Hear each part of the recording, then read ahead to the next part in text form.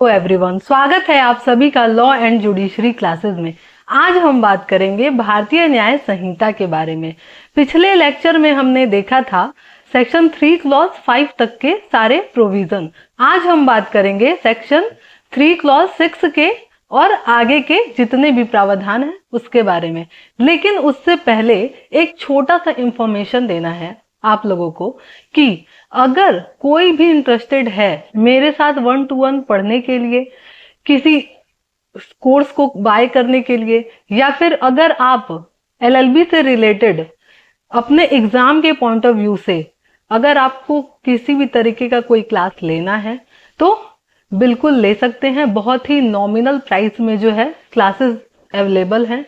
और अगर किसी को यूपी एपीओ प्लस पीसीएसजे की तैयारी करनी है और उसको कोई कोर्स लेना है तो वो भी बहुत ही नॉमिनल फीस में आपको मिल जाएंगे। तो ठीक है, मुझे ये छोटा सा इंफॉर्मेशन देना था आपको। जो भी कोई इंटरेस्टेड है वो पोस्ट पे या फिर डिस्क्रिप्शन बॉक्स में मेरा नंबर है, उस पे आप कॉल करके या मैसेज करके मुझे बता सकते हैं। तो चलिए फिर बिना किसी देरी के स्टार्ट करते हैं अपने आज के इस क्लास को। तो सबसे पहले जो है हम लोगों ने कल देखा था सेक्शन 3 क्लॉज 5 तक के प्रोविजन। आज हम बात करेंगे सेक्शन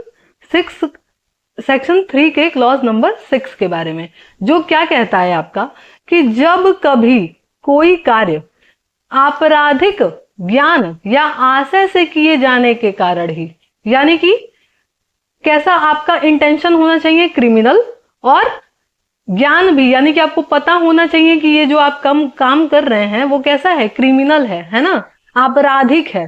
ठीक, तो क्या कह रहा है कि जब कोई कार्य जो आपराधिक ज्ञान या आशय से किए जाने के कारण ही आपराधिक है। भाई जाहिर सी बात है कि अगर आप कोई भी ऐसा काम कर रहे हैं जिसके बारे में आपको पता है कि वो कैसा है, क्रिमिनल है ना, इलीगल है, अवैध है, तो हम क्या मानेंगे उसको, स्वतः ही खुद से ही उसको आपराधिक मान लेंगे, है ना। आगे क्या कह रहा है कि कई व्यक्तियों द्वारा किया जाता है, यानी कि खूब सारे व्यक्ति मिल करके कर रहे हैं। और क्या कह रहा है, तब ऐसे व्यक्तियों में से प्रत्येक व्यक्ति, यानी कि उन सारे में से हर एक पर्सन जो ऐसे ज्ञान या आशय से उस कार्य में सम्मिलित होता है, उस कार्य के लिए उसी प्रकार दायित्व के अधीन है, मानो वह कार्य उस ज्ञान या आशय से अकेले उसी के द्वारा किया गया है।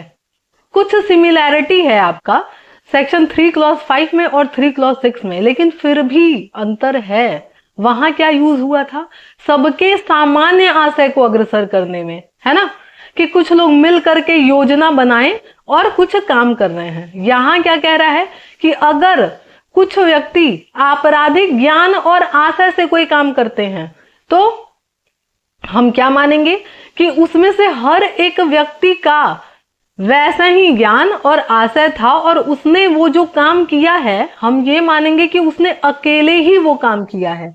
कैसे, एग्जाम्पल के तौर पे समझते हैं। ठीक है, तो सबसे पहले जो है मान लीजिए ए है, बी है, सी है और डी है।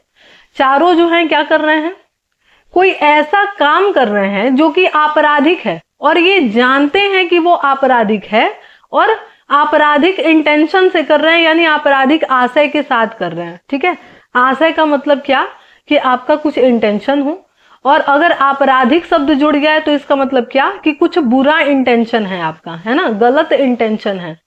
क्लियर। तो यही कह रहा है कि आपराधिक ज्ञान और आशय से किया गया है, कई व्यक्तियों द्वारा किया जाता है। भाई 4 लोग हैं ना यहाँ, ए बी सी डी, है ना, तो क्या कह रहा है, कई व्यक्तियों द्वारा किया जाता है। तब ऐसे प्रत्येक व्यक्ति जो आशय और ज्ञान में सम्मिलित होते हैं, यानी कि मान लीजिए कि इनको क्या करना है, किसी के घर में चोरी करना था। ठीक है, अब चोरी करना है और ये सारे घुस गए घर में और चोरी कर रहे हैं। भाई काम में तो सम्मिलित है ना ये सारे, और आशय क्या है इनका, चोरी करना, और इनको पता है कि चोरी करना है, यानी कि ज्ञान भी है। ठीक है, फिर क्या कह रहा है कि उस कार्य के लिए उसी प्रकार दायित्व के अधीन है, मानो वह कार्य उस ज्ञान या आशय से अकेले उसी के द्वारा किया गया है। यानी कि मान लीजिए चुराता है, सामान चुराने सारे गए लेकिन चुरा लिया ये और बाकी जो हैं क्या हुए, पकड़े गए। तो पकड़े गए तो हम क्या मानेंगे कि आप सबका वही काम था जो कोई एक पर्सन कर दिया, ठीक है। तो हर व्यक्ति जो है ऐसा माना जाएगा कि उसने अकेले ही उस काम को अंजाम दिया है। क्लियर? कि भाई कोई भी अपराध हुआ, मान लीजिए नहीं पकड़े गए और ये लोग चोरी करके भाग आए, तो भाग आए तो क्या ऐसा तो है नहीं कि भाई चोरी की सजा 3 साल है तो बांट करके सजा दिया जाएगा, नहीं, सबको 3-3 साल का सजा है। तो वो जज के ऊपर है कि भाई कितना सजा वो तय कर रहा है, ठीक है। यही कह रहे हैं यहाँ पे कि ऐसा नहीं है कि आपको बंटवारे में दिया जाएगा, सबका इंडिविजुअल काम माना जाएगा। क्लियर? चलिए आगे बढ़ते हैं हम लोग। आगे है जो है आपका क्लॉज नंबर 7। क्लॉज नंबर 7 क्या कहता है कि जहां कहीं किसी कार्य द्वारा या लोप द्वारा, देखिए कार्य और लोप है ना, परिभाषा खंड का कितना महत्व है, इससे आपको समझ में आ रहा होगा कि हर जगह इन सब शब्दों का यूज हुआ है ना। कार्य और लोप मैंने बताया था कल के क्लास में भी कि कार्य क्या होता है कि ऐसा काम जिसे मना किया गया है करने के लिए और आप कर देते हैं, वो क्या है, कार्य है। लोप क्या है कि ऐसा कार्य जो आपको कहा गया है करने के लिए और आप नहीं करते हैं, आप क्या कर दिए, लोप कर दिए, है ना।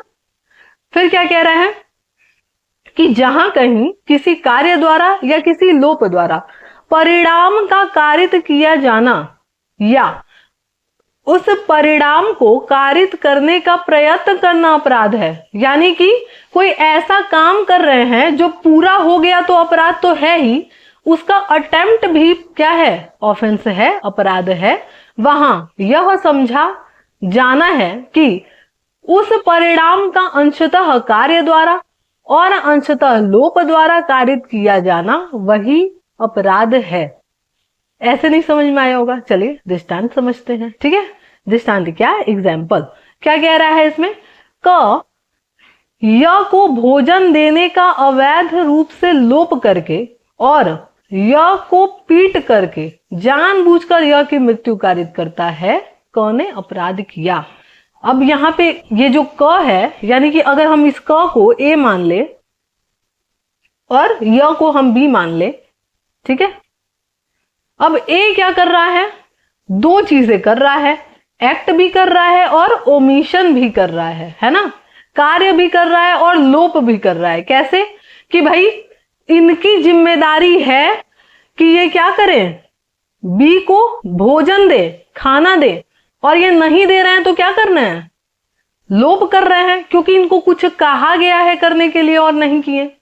और फिर क्या कर रहा है ये आगे, अंशतः, अंशतः मतलब होता है पार्शली, मतलब हाफ आप कुछ काम करें, आधा कुछ काम करे, आधा कुछ काम करे। तो ये क्या कर रहा है, इसका इंटेंशन है कि भाई बी को मार दे, यानी कि य को मार दे, और उस मारने के दौरान ये दो चीजें कर रहा है, एक्ट भी कर रहा है और ओमिशन भी कर रहा है। पहले क्या किया कि भाई इसको खाना नहीं दिया, यानी कि ये क्या कर दिया, लोप कर दिया, ओमिशन कर दिया। फिर क्या कर रहा है, इसकी पिटाई कर दे रहा है।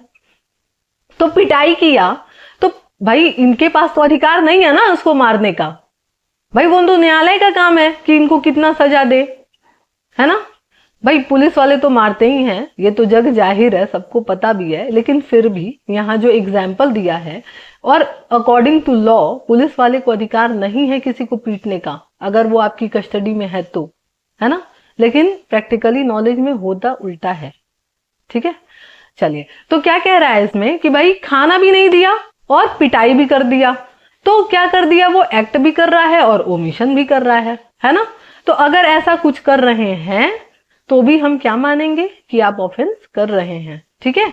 यही कह रहा है यहाँ पे, दोबारा से पढ़िए क्या लिखा है, अब क्लियर हो जाएगा कि जहां कहीं किसी कार्य द्वारा या किसी लोप द्वारा, है ना, एक्ट और ओमिशन दोनों हुआ, फिर क्या कह रहा है, परिणाम कारित किया जाना है या उस परिणाम को कारित करने का प्रयत्न करना अपराध है, यानी कि अटेम्प्ट भी करता तो भी क्या होता, ऑफेंस होता। फिर क्या कह रहा है, वहां यह समझा जाना है कि उस परिणाम का अंशतः कार्य द्वारा या लोप द्वारा कारित किया जाना वही अपराध है। क्योंकि भाई इसका इंटेंशन क्या था, ए का इंटेंशन क्या था कि वो क्या करे, उसको मार दे बी को। अब मारने का इंटेंशन है, ये क्या कर रहा है, उसको खाना भी नहीं दे रहा है और पिटाई भी कर दे रहा है। तो दोनों चीजें इंक्लूड हो गई अंशतः, यानी कि पार्शियली क्या कर रहा है, दोनों काम कर रहा है। क्लियर? चलिए अब आगे जो है क्लॉज नंबर 8 है आपका। क्लॉज नंबर 8 क्या कहता है?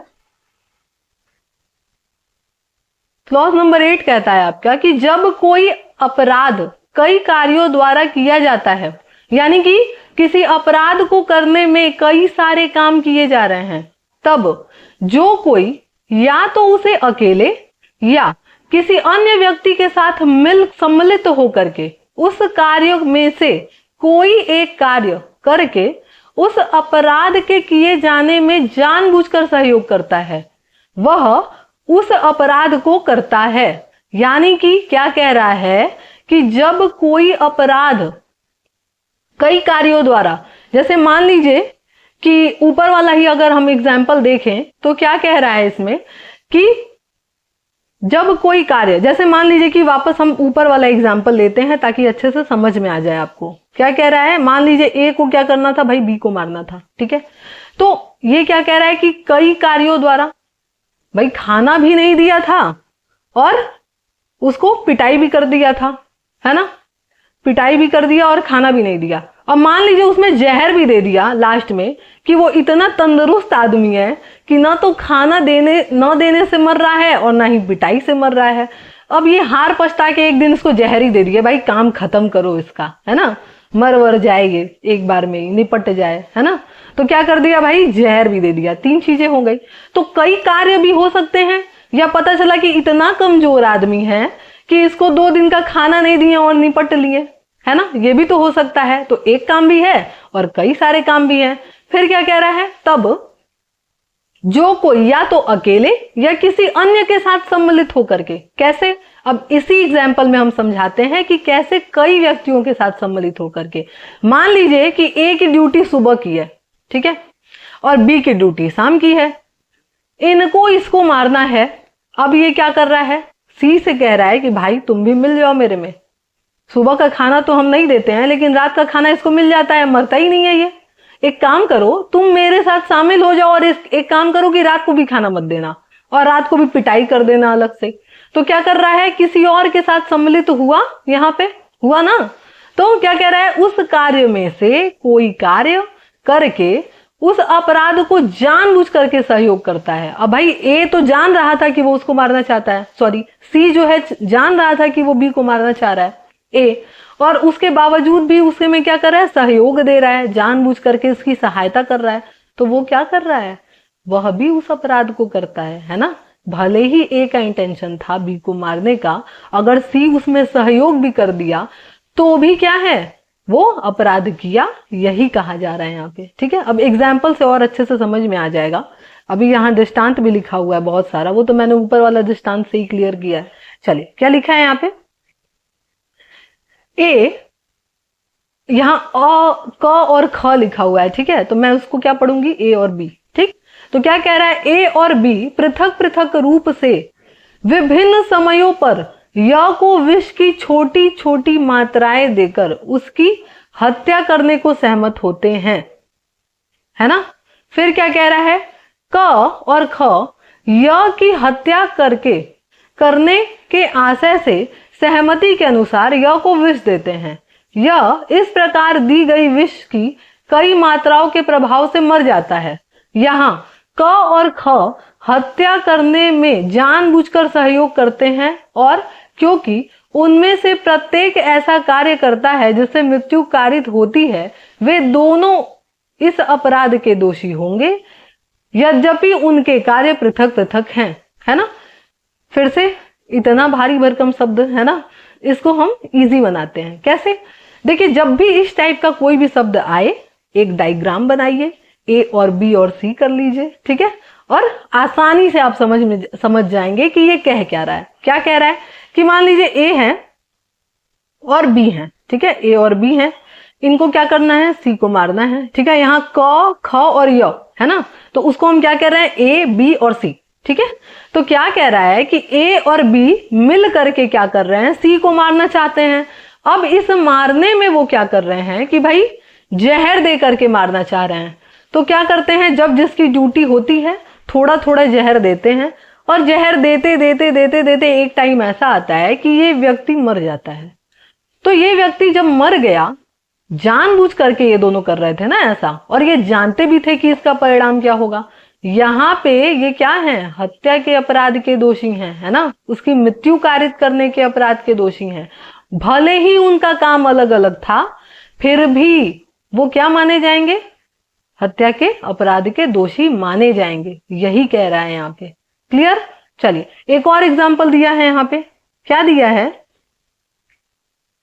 एक और एग्जाम्पल कि क्या क्या है यहाँ पे कि क और ख संयुक्त जेलर हैं। ठीक है, संयुक्त जेलर हैं, और अपनी उस हैसियत में वे एक कैदी य का बारी बारी से एक समय में 6 घंटे के लिए संरक्षण भार रखते हैं। यानी कि कहने का मतलब ये कि भाई ए और बी जो है वो क्या है, जेलर हैं। ठीक है, किसी जेल के, और उनकी ड्यूटी बंधी हुई है कि भाई 6 घंटे के लिए आप ड्यूटी करेंगे, 6 घंटे के लिए आप ड्यूटी करेंगे। ठीक है, अब जो है ये क्या करते हैं, य को दिए जाने के प्रयोजन से जो भोजन क और ख को दिया जाता है, वह भोजन इस आशय से कि य की मृत्यु कारित कर दी जाए, प्रत्येक अपने हाजिरी के काल में य को भोजन दोने में लोप करके वह परिणाम अवैध रूप से कारित करने में जानते हुए सहयोग करते हैं।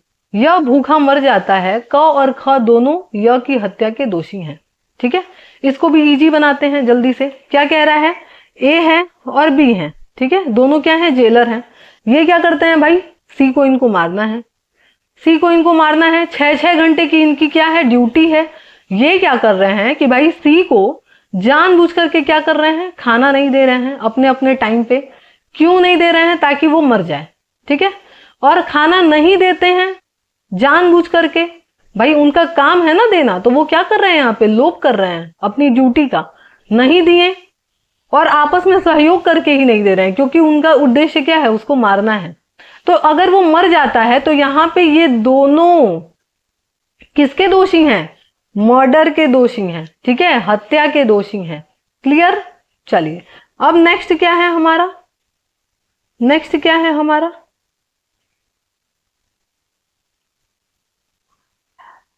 नेक्स्ट क्या कह रहा है कि एग्जाम्पल, एक जेलर को एक कैदी य का संरक्षण भार रखता है। ठीक है, यानी कि यहाँ एक जेलर की बात कर रही है। ठीक है, फिर क्या कह रहा है, क य की मृत्यु कारित करने के आशय से य को भोजन देने में अवैध लोप करता है। देखिए ध्यान से समझिएगा, एक जैसा एग्जाम्पल है लेकिन हर एक एग्जाम्पल अलग बात कह रहा है।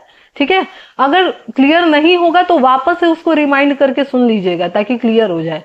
क्लियर। चलिए तो क्या कह रहा है कि भाई य को भोजन देने में अवैध लोप करता है, जिसके परिणाम स्वरूप क्या होता है, य की शक्ति क्षीण हो जाती है। भाई अगर आप किसी को खाना नहीं देंगे तो उसकी बॉडी कहां से एनर्जी लाएगी, एनर्जी नहीं लाएगी तो जाहिर सी बात है वो कमजोर हो जाएगा पर्सन।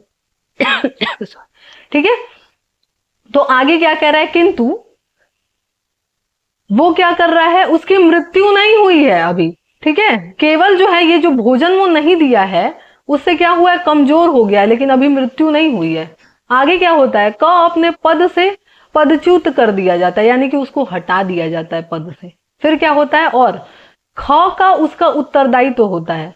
अब ख जो है यानी कि कोई और पर्सन यानी कि बी, उसको जिम्मेदारी सौंप दी जाती है उसकी। ठीक है, अब क्या होता है, क से दुसंधि या सहयोग किए बिना, इसका मतलब क्या कि क से बिना बातचीत किए बिना, क को ब नहीं जानता था। ठीक है, क को ख नहीं जानता था पूरी तरीके से।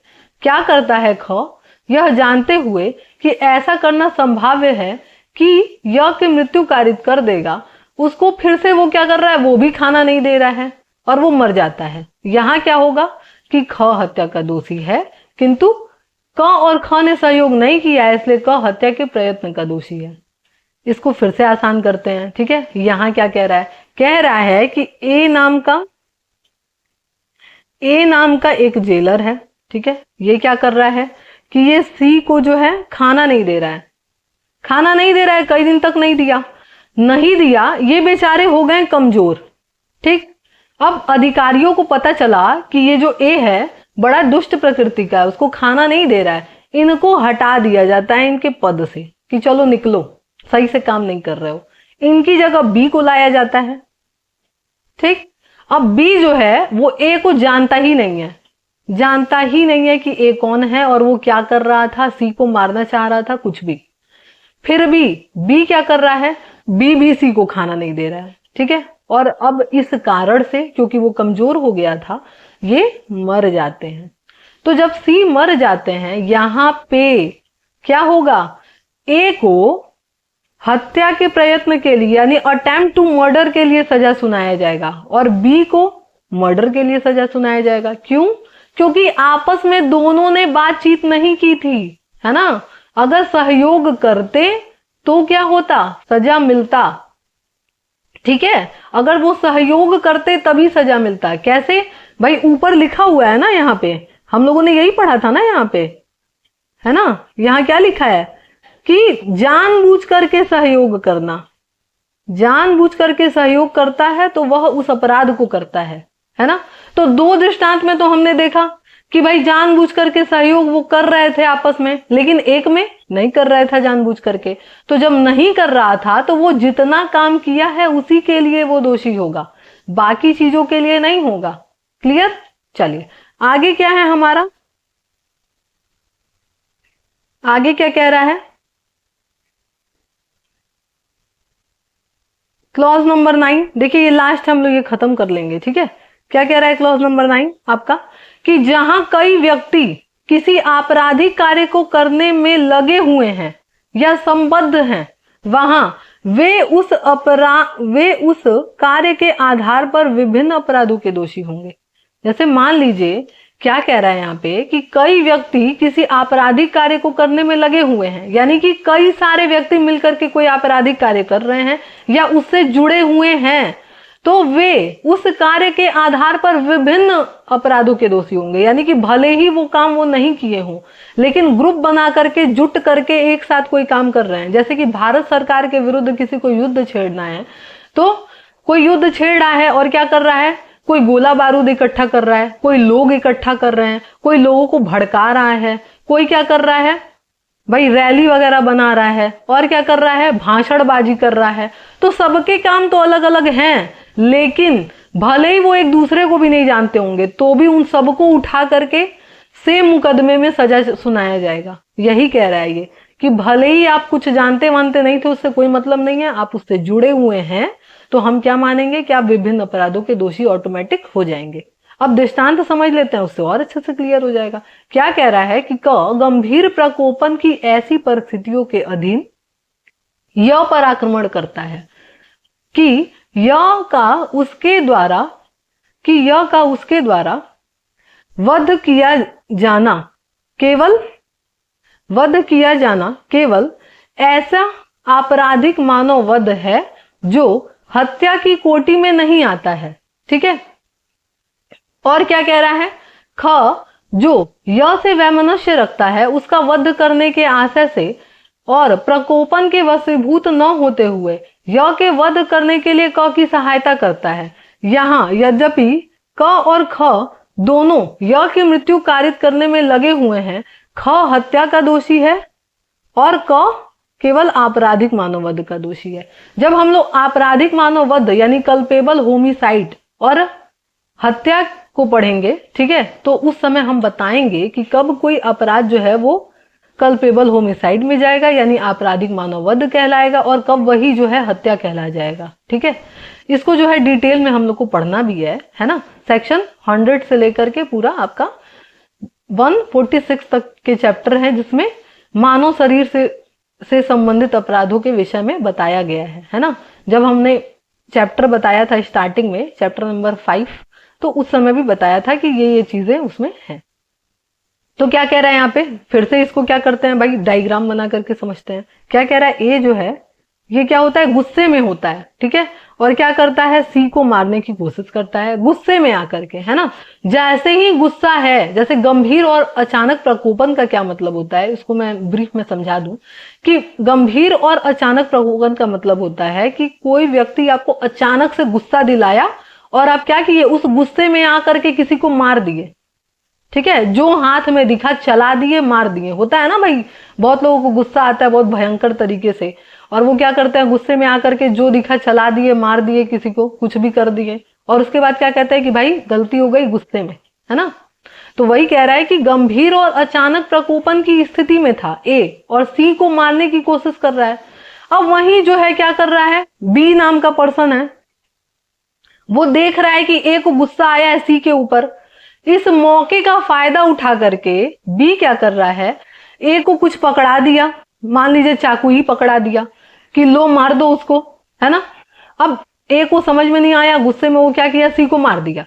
अब सी मर गया। यहां पे क्या होगा, यहां पे ए को गंभीर और अचानक प्रकोपन का लाभ मिलेगा, और वो केवल किसके लिए दोषी होगा, आपराधिक मानव वध के लिए, यानी कि कल्पेबल होमिसाइड के लिए। लेकिन बी को क्या सजा मिलेगी, बी को मिलेगा डेथ पेनल्टी। ठीक है ना, मृत्यु दंड की सजा मिलेगी। क्यों, क्योंकि वो अच्छी तरीके से जान रहा था कि ए इतने गुस्से में है और ए जो है सी को जान से मार सकता है। तो आप तो मौके का फायदा उठा करके उसको मरवाए हैं ना, लेकिन ए क्या था, गुस्से में था, तो वो ये काम किया है तो उसको छूट मिलेगा। क्यों, क्योंकि भाई अचानक प्रकोपन आया था उसको, तत्काल किसी को गुस्सा आता है तो वो कुछ करता भी है, तो उस टाइम वो अपने सेंस में नहीं होता है और वो कुछ भी कर गुजरता है। इसीलिए बोला जाता है कि हमेशा दिमाग ठंडा रखना चाहिए, है ना। तो यहां पे क्या होगा भाई, बी को हत्या के लिए सजा दिया जाएगा और ए को आपराधिक मानव वध के लिए सजा दिया जाएगा। ठीक है, तो अब वापस से हम लोग क्या करते हैं, इसको वापस से एक बार रिवीजन कर लेते हैं। ठीक है, यहाँ पे आज जो है हमारा चैप्टर नंबर 1 पूरा हुआ और सेक्शन 3 के सारे क्लॉजेस भी पूरे हो गए, है ना। चलिए, तो एक बार वापस से हम लोग क्या करते हैं, इसको रिकॉल कर लेते हैं, समझ लेते हैं कि हम लोग कहाँ से शुरू करे थे। भाई कहाँ से हम लोग शुरू करे थे, क्लॉज 6 से। क्या लिखा था यहाँ पे कि जब कोई कार्य जो आपराधिक आशय और ज्ञान से किया जाता है तो प्रत्येक व्यक्ति वैसे ही जिम्मेदार है जैसे कि हम मानेंगे उसने अकेले ही वो काम किया है। क्लियर। फिर 7 क्या कह रहा था कि जहां कहीं किसी कार्य द्वारा या किसी लोक द्वारा कोई काम किया जा रहा है और वो पार्शियली किया जा रहा है तो भी हम क्या मानेंगे कि आपने वो काम किया है, अगर वो आप जानबूझ करके कर रहे हैं तो। लिखा है ना कि भाई भोजन भी नहीं देता है और पिटाई भी कर देता है, तो यहाँ पे वो क्या होता है, हत्या के लिए दोषी है। ठीक है, फिर क्या कह रहा है आपका क्लॉज नंबर 8, क्या बोला था, क्लॉज नंबर 8 कह रहा था कि जब कोई आपराधिक कार्य किसी के साथ मिल करके आप कर रहे हैं या अकेले कर रहे हैं और जानबूझ करके अगर कोई आपका सहयोग भी दे रहा है उसमें, तो हम क्या मानेंगे कि उसने भी वही अपराध किया है, सेम अपराध। कैसे, तो पहले वाले एग्जाम्पल में हमने समझा था कि कोई क्या कर रहा है, भाई जहर दे रहा है किसी को और जिस टाइम पे उनकी ड्यूटी है वो दे रहे हैं, कुछ टाइम पे कोई और दे रहा है, और दोनों के इस काम से क्या हो गया, कोई मर गया, तो हम दोनों को जिम्मेदार ठहराएंगे। क्लियर। फिर क्या था, जेलर वाला एग्जाम्पल था कि भाई 6-6 घंटे की ड्यूटी लग रही है और इस 6-6 घंटे की ड्यूटी में दोनों क्या करते हैं, सी को खाना नहीं दे रहे हैं और वो बेचारा मर जा रहा है, तो यहाँ दोनों को हम क्या करेंगे, हत्या के लिए अपराध के दोषी बनाएंगे। क्यों, क्योंकि आपस में सहयोग दिए थे। फिर तीसरा वाला एग्जाम्पल क्या था हमारा कि एक जेलर है वो क्या कर रहा है कि खाना नहीं दे रहा है, अपने संरक्षण में रखा है किसी को, और उसके बाद क्या हो रहा है, उसको पद से हटा दिया जाता है, फिर कोई और आता है वो भी सेम काम कर रहा है, जिससे वो क्या कर रहा है, वो व्यक्ति मर गया।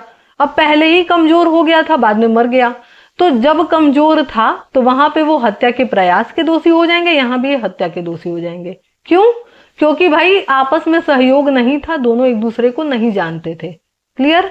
फिर 9वां ग्राउंड क्या कह रहा है भाई कि जहां कई व्यक्ति किसी आपराधिक कार्य को करने में संबंध हैं, लगे हुए हैं, तो क्या हम मानेंगे कि विभिन्न अपराधों के आप वैसे ही दोषी हैं। कैसे कि कोई क्या कर रहा है भाई, ए को गंभीर अचानक प्रकोपन आया, मतलब गुस्सा आया, और वो सी को मारने की कोशिश कर रहा है। अब इस बात का फायदा उठा करके, क्योंकि भाई बी से सी की दुश्मनी थी, बी की कुछ पकड़ा दिया कि लो मार दो इससे, है ना, और सहायता कर दिया, वो मर गया, तो यहाँ पे ए को तो बेनिफिट मिलेगा, और वो आपराधिक मानव वध का दोषी होगा, लेकिन बी किस चीज का दोषी होगा? हत्या के अपराध का दोषी होगा। क्यों? क्योंकि आप पूरी होशो हवास में थे और जान रहे थे कि इसका परिणाम क्या होगा, और आपने उसकी मृत्यु कारित करा दी, है ना। तो क्या होगा भाई? आप किस चीज के दोषी हुए? हत्या के अपराध के दोषी हुए। क्लियर? तो देखा जाए तो हम लोग का जो है चैप्टर नंबर 1 खत्म हुआ। चैप्टर 1 में हम लोगों ने क्या क्या देखा? सेक्शन 1, 2 और 3। 1 में क्या था? हम 5 ग्राउंड देखे थे, 2 में 39 परिभाषाएं देखे थे, और सेक्शन 3 में हम लोगों ने 9 ग्राउंड्स देख लिए। ठीक है, तो अब कल से हम क्या शुरू करेंगे? चैप्टर नंबर 2, जो कि क्या बात करता है आपका दंडों के विषय में, यानी कितने तरीके के पनिशमेंट्स दिए गए हैं, है ना, इसके बारे में प्रावधान करेंगे। तो कल हम क्या करेंगे? बात करेंगे इसके बारे में। ठीक है, तो आज क्लास खत्म करते हैं आज की यहीं। तो चलिए, उम्मीद करते हैं आपको ये क्लास पसंद आया होगा। अगर पसंद आया है तो लाइक जरूर करिएगा, और ज्यादा से ज्यादा लोगों को शेयर करिए जिसको भी इस क्लास की जरूरत है, ताकि हर उस व्यक्ति तक पहुंच सके जिसको भी कानून की जानकारी लेनी है। ऐसा नहीं है कि जो LLB कर रहे हैं केवल उसी को इस क्लास की जरूरत है, हर उस भारत के हर उस व्यक्ति को इस क्लास की जरूरत है जो कानून के बारे में जानना चाहता है। और वैसे भी हर एक व्यक्ति को भारत का नागरिक होने के नाते अपने कानून के बारे में पता होने चाहिए, क्योंकि जब आपको आपके कानून के बारे में पता होगा तभी आप जो है अपने अधिकारों को जान पाएंगे, है ना। तो भाई बहुत जरूरी है अपने अधिकारों को जानना, तभी तो आप फाइट कर सकेंगे अपने अधिकारों के लिए। ठीक है, तो चलिए फिर मिलते हैं नेक्स्ट क्लास में। तब तक के लिए बाय बाय सभी को।